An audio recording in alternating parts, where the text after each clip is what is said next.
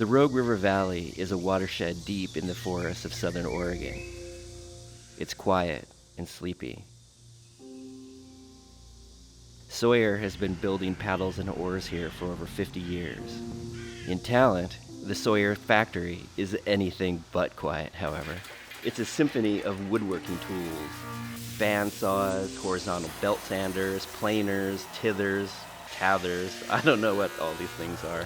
I'm not a craftsman, but these guys are. And I had the pleasure of getting a tour of how the Super Styk is made by Israel, one of the owners of Sawyer. Hola, buenas tardes. Mi nombre es Israel Ramírez y soy el pro. I I'm just kidding. He's responsible for the manufacturing side of the business, the inglorious side of the business that is dirty and noisy. But when the dust settles, what is produced are gems like the Super Styk.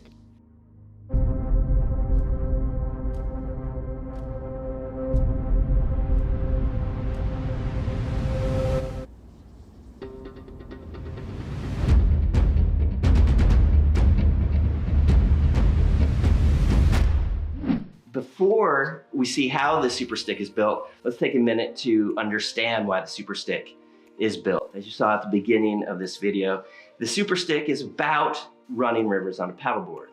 Running whitewater on a paddleboard is a thing, and you need special gear for that, including your paddle.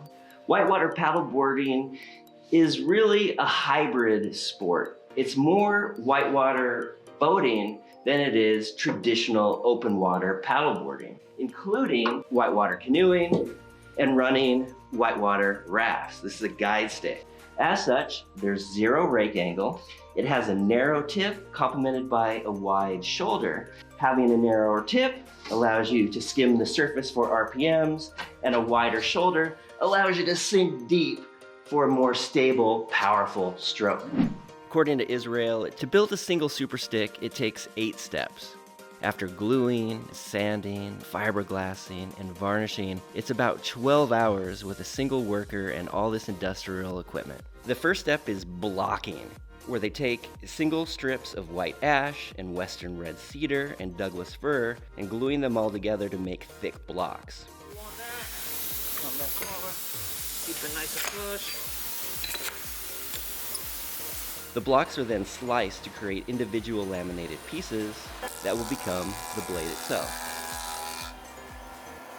The block of the paddle That becomes the Super Styk, yes. The blade is glued onto the laminated shaft, as in the case of the Canyon Super Styk, or a half shaft that will be the anchor for the carbon or fiberglass shafts. I prefer the carbon shaft, but you know, that's me. Once the rough blade is made and the glue dries, it begins the shaping process. Cutting, sanding, edging with a Dynel tough edge that gives the paddle side protection. More sanding, more shaping.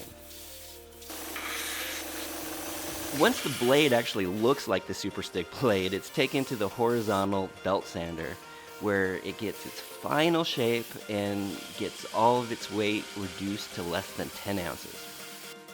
This is hand shaping at its finest. Weigh it out. We're making sure that whenever we do this one, they gotta be under 10 ounces in order to get the right ounces that we are promoting. Yeah. Okay, so right now we got about half ounce to go. So we need to take a half ounce on it.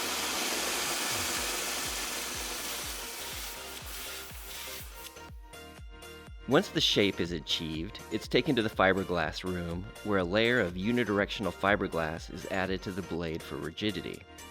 Carbon strips are added, and then the blade is coated on both sides with a layer of fiberglass. After glassing, the blade is varnished. Then either a fiberglass or carbon shaft is attached, and the paddle is completed with a grip and collars for a smooth finish. And this is the Super Styk that you and I know and love.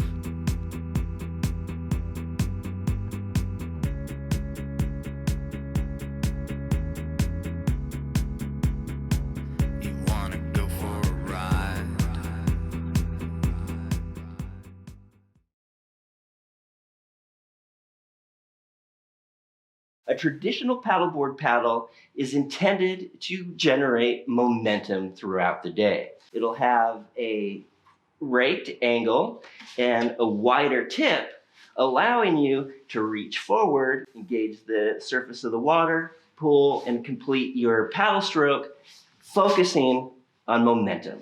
The Super Styk is less about forward momentum and more about maneuverability. It's maneuvering your way through whitewater.